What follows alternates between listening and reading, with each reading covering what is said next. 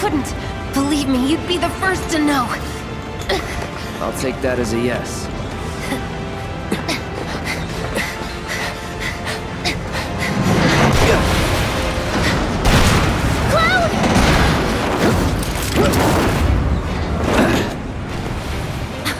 Okay, that was pretty cool.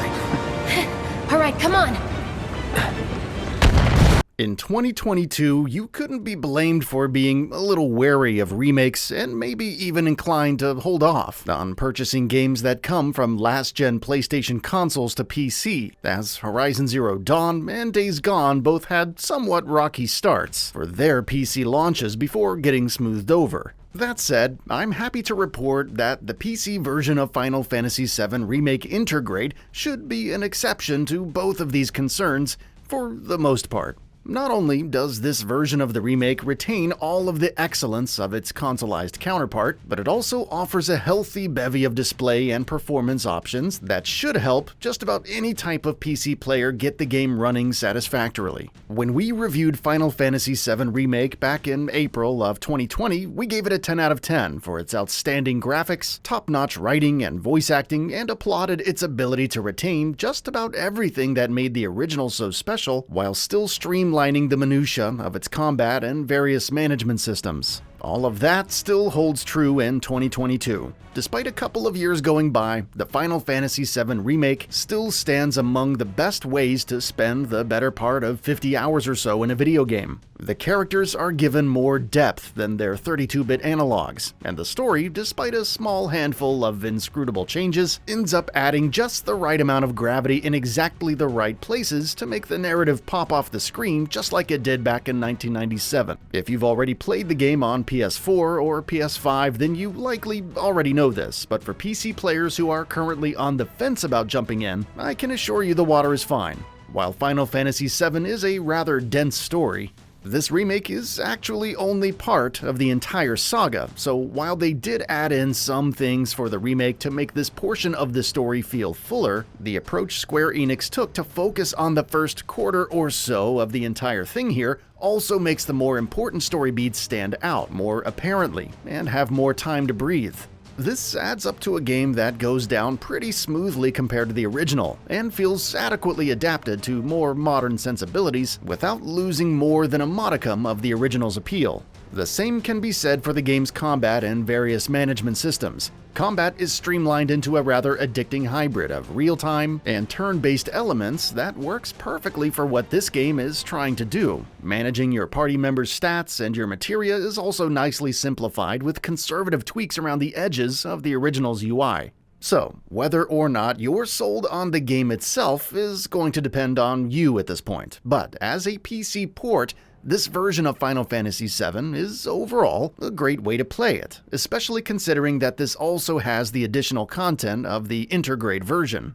One of the main concerns I always have with a PC port of a console-focused game is whether or not I'll be able to really tweak the settings with a fine-toothed comb, or if I'll have to settle with a few presets. Oftentimes, it can end up being the latter, but not with Final Fantasy VII Remake Intergrade. Here, you have a commendable selection of options to tinker with and avenues to get the game running in a way that takes advantage of your rig's specifications. Screen resolutions include just about every option you would want between 720 and 2160, while 1080 or 1440 is probably best for most average rigs to get a nice frame rate at or above 60. More powerful cards certainly have plenty of room to stretch their legs here with multiple resolutions above that. Plus you can still mess with textures, shadows, and multiple HDR variables to really dial in exactly what fits your PC best. I would have really liked to see some sliders specifically for anti-aliasing or depth of field, as these are pretty common options for most other PC games made on Unreal Engine 4, but what's here should be enough for just about anybody to get the game running in a satisfactory way,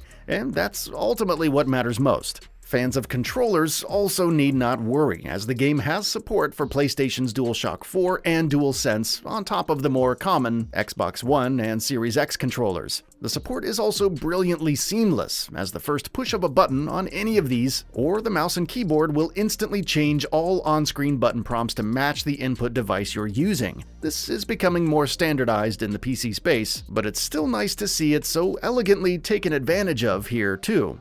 You can also tinker with other settings that are more about the gameplay itself, like the cursor position in and out of battle, the camera's distance in and out of battle, the camera's slope angle, responsiveness, lock-on controls, screen shake, and other things. This is about on par with most games that wind up on PC secondarily, so rest assured, PC players. Despite it not being as detailed as you might prefer, you do have plenty of ways to make this version of Final Fantasy VII Remake play the way you want.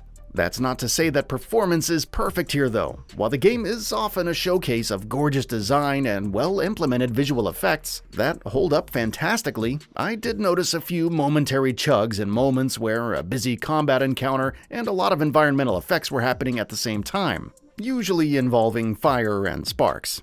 Even though these moments were few and far between and always seemed to resolve themselves quickly, I really see no excuse for them at sub 4K resolutions, especially considering that the PS5 version seems to have less of this. That said, I did find that turning down shadow resolution had almost no impact on the visuals, while giving certain moments with a lot of characters, like the train scene or the city streets, a noticeable boost of performance. So if you do run into trouble with performance, perhaps give that a shot before turning down the game's overall sharpness. It seems that the settings, while a bit oversimplified, do bring good results nonetheless. While the PC aficionados out there who really like to get waist deep with different types of texture filtering and asset detail might find the assortment of graphics settings less than robust, especially when compared to games that were developed specifically for PC. I think what Square Enix was able to throw into this version of Final Fantasy VII Remake Intergrade is suitable to get the experience you want out of it.